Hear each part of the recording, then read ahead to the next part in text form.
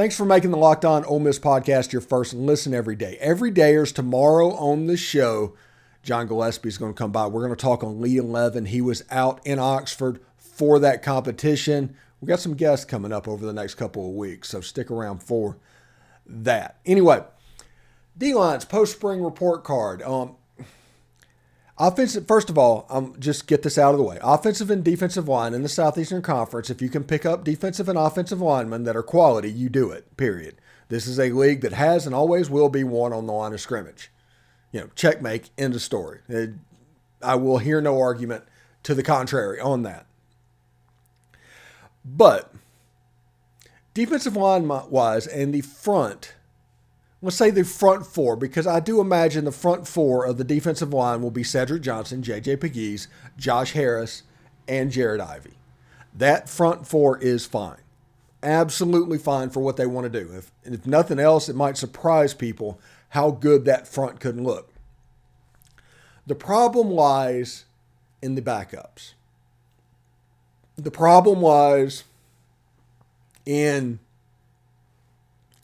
I'm not going to say quality depth, but proven depth. That front four, absolutely fine. The question is going to be the backup. Xavier Harris at nose guard, I'm happy with that. That is absolutely fine. And Jamon Gordon at 3 technique, you kind of know what you get with there, but you would like to have a little bit more, as we talked about in the previous segment. But at the defensive end position, it's the reason they're recruiting Isaac Ukwu, because it can get scary. A couple of injuries at defensive end, and you're bare bonesing it out there. And that's weird. DJ Holmes is going through his situation at the moment. We don't know how that is going to go. Chamberlain Campbell, he should be in a couple of weeks. But he is a true freshman.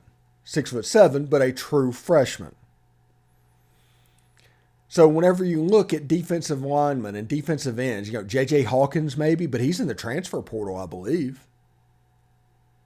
If you look at the defensive line roster, I mean, it's not great. Cedric Johnson, Josh Harris, those are fine. Jack Brown maybe could step up and have a role as a defensive end in this defense. Jared Ivey, love him. J.J. Hawkins, he has to step up. Is he going to stay on campus? If you look at this, it can get a little bit unnerving, for lack of a better word, after you lose players like Tawan Malone. And that lets you know why people are freaking out about this team, okay? The people that freak out and you're like, wait, what's going on? It's because of stuff like this. You can look at the defensive line and look at nose guard and say, okay, there's a 2 deep there. We are good there. After that, Jamon Gordon I like, but I want more. Defensive end, I want more. Jack position, I want something. So when it comes to a report card of this defensive line, it's at best a C. And honestly, when you look at this defense overall, you're not going to get much of a higher grade than a C, because of this defense being recruited to run the Chris Partridge 3-2-6 type stuff. This is a team full of defensive backs and undersized linebackers and things like that. And that was a detriment to a defensive line if you're going from a 3-man front to a 4-man front. This transfer portal kind of is what it is. It's not something that's going away. There's no sense crying over spilt milk. Just make the best with what you have. That's the rule of thumb going forward. Make the best with what you have. I talked all the time that Lane Kiffin does not see this as a program. College coaches don't see it as a program anymore. Whenever Billy Brewer was up in the towers on the practice field, he was trying to build a team that had a group of redshirt seniors that could compete at the highest level. That doesn't really exist anymore. There's the 2023 team. Next year will be the 2024 team. Next will be the 2025 team. And other than a couple of players and some continuity of things they're doing, that's not going to change a whole lot. Look at the coaching staff turnover that has happened at Ole Miss. This team is constructed in an interesting way. They're going to try and maximize it.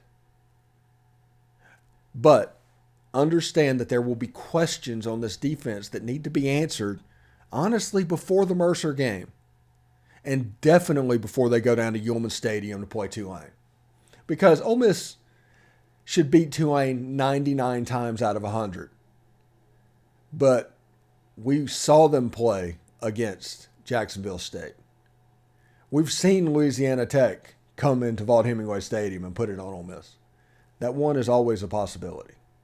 Tulane's a good team. They don't have that running back that was so good, and they don't have several weapons. They're not going to be the same team that played USC in the Cotton Bowl. But this is going to be a well-coached Willie Fritz team, and Ole Miss needs to be ready to go. And then you have Georgia Tech after that, and then Alabama comes, and it's time to get serious. There's a lot of question that needs to be answered earlier than it was, honestly, last year.